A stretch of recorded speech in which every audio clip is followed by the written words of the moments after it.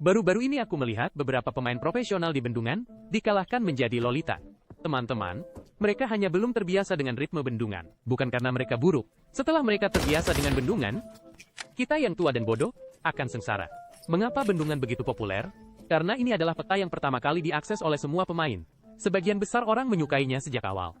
Kemudian ketika sebagian dari mereka tumbuh dan mencoba peta yang lebih sulit, tetapi tidak berhasil, mereka kembali ke sini untuk menetap.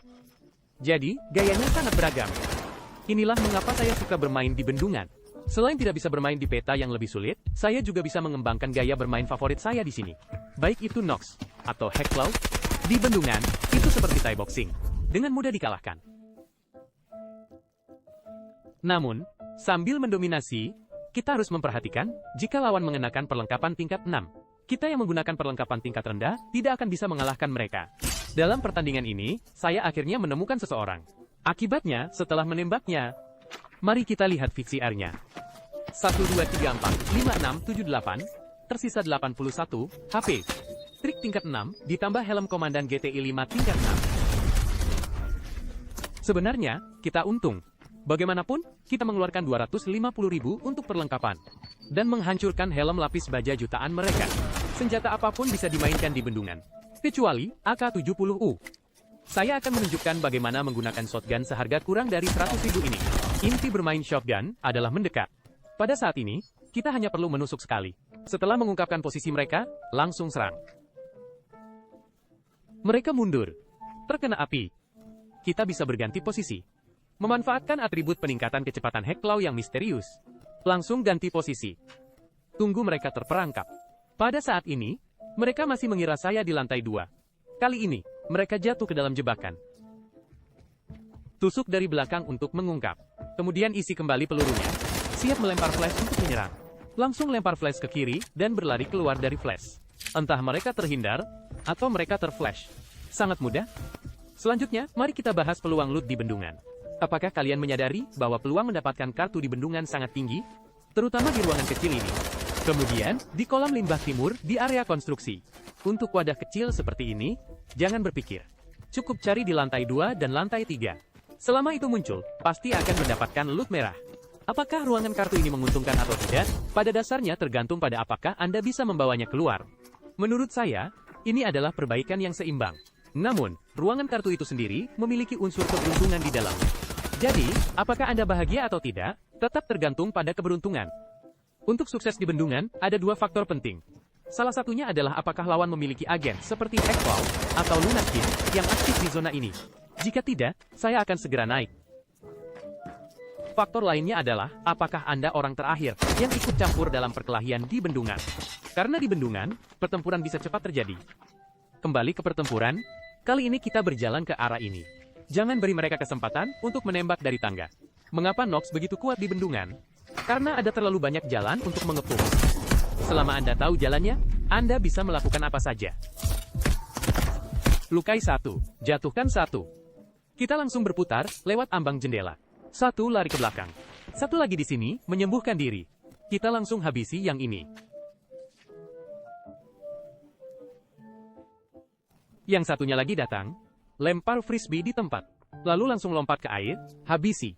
Kemudian, tibalah adegan klasik bendungan. Ikut campur dalam perkelahian. 3 orang langsung menyerbu saya. Babak ini seperti menangkap kepiting dalam mimpi. Kita hanya bisa mencoba melempar parasut. Berpikir untuk keluar dan mencoba apakah bisa menang. Tidak mungkin. Masih ada 1 di belakangku. Permainan berakhir. Inilah nilai bendungan. Terutama agen Nox yang sangat membutuhkan skill untuk pulih. Menghabisi 1 tim bisa. Tapi menghadapi tim lain lagi benar-benar tidak tertahankan. Saya bertanya kepada Anda, apakah senjata ini mudah digunakan? Dia berani menyelamatkan tim lagi, yang berarti dia tidak buruk. Lihat, dia berdiri tepat di tengah. Tidak membiarkan saya lewat. Habisi dia. Jangan terburu-buru membuka pintu. Tembakan pertama dari depan. Jangan terburu-buru sekarang. Flash Nox di tikungan tidak terkalahkan. Saat kita membuka pintu, akan ada flash. Cabut senjatanya dulu. Ayo selamatkan dia, langsung buka pintu. Tetapi orang ini bersembunyi di sini dan berinteraksi yang sangat menyebalkan.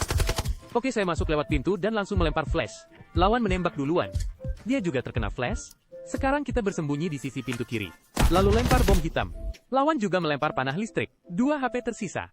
Inilah bendungan. Bendungan masih memiliki banyak hal aneh. Saat membuka kartu ruangan, saya mendengar kedua suara ini. Suara tembus pandang ini membuat saya sangat ketakutan. Cepat merangkak ke arahnya. Hehehe, bro. Mencari nafkah, jangan berkelahi, oke? Aku mohon padamu. Bro.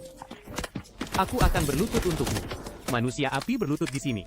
Bro, dia memperingatkan kita. Kita langsung berputar dan mundur. Main lagi. Dalam pertandingan ini, kita menyergap gedung administrasi lagi. Tepat di depan pintu datang tim lain. Langsung habisi senjatanya. Biarkan dia kehilangan kemampuan bertarung. Satu langkah di kiri, satu hecklow di depan, langsung gunakan skill. Saya akan mengajari Anda cara mengelilingi Red Wolf saat dia menggunakan skill di kiri. Kita masuk ke sini dan blokir pandangan. Ingat, biarkan orang lewat dulu.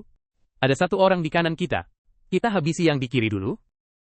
Mereka pasti mengawasi saya dari sana. Setelah menjatuhkan, jangan terburu-buru mengisi. Kita langsung berputar ke arah ini. Pindah ke posisi kedua, tim lain datang. Di tempat ini. Berhenti bergerak. Dan tunggu dia datang. Inilah Nox di bendungan. Namun, tim kedua datang saat ini. Ternyata perlengkapan tingkat 5, dan M7 dengan telur emas. Setelah kita mengalahkan yang pertama, kita bersiap untuk mengalahkan yang kedua dan ketiga. Saat saya sedang melepaskan helmnya, saya tidak tahu kapan hantu wanita ini, dan hecklow menyelinap ke wajah saya. Saya terkejut, ini benar-benar seperti neraka. Saya kembali tertangkap dalam mimpi. Saat ini, ada dua orang di luar. Saya tidak punya kesempatan lagi untuk memperbaiki armor atau menggunakan obat. Lempar flash keluar untuk mengulur waktu. Cari sudut dan gunakan jarum cepat. Lihat apakah masih ada kesempatan. Namun tim seperti ini, biasanya tidak akan membiarkan Anda jika mereka mendengar Anda menggunakan obat. Bendungan memang terlalu kuat. Saya akan mencoba satu pertandingan terakhir di area angkasa. Jika tidak berhasil, sudahlah. Alasan saya tidak suka area angkasa sekarang adalah karena selalu ada orang yang memblokir jembatan. Bahkan jika saya sendirian, saya tidak bisa mundur. Sekarang ada tim di sisi presiden. Mereka berhadapan dengan orang-orang yang memblokir jembatan di luar. Sesekali mereka mengirim satu orang keluar untuk melihat. Ini tidak baik, ada masalah. Langsung kembali. Lalu kita aktifkan skill, dan bersiap untuk naik. Nox terlalu kuat di area presiden. Di mana-mana, ada sudut. Kita tunggu momen yang tepat. Keduanya mengaktifkan skill, satu memegang granat, saat ini lempar flash. Harus mendapatkan pandangan yang luas. Isi peluru, bersiap untuk menembak yang kedua. Yang kedua, Luna, flash berakhir.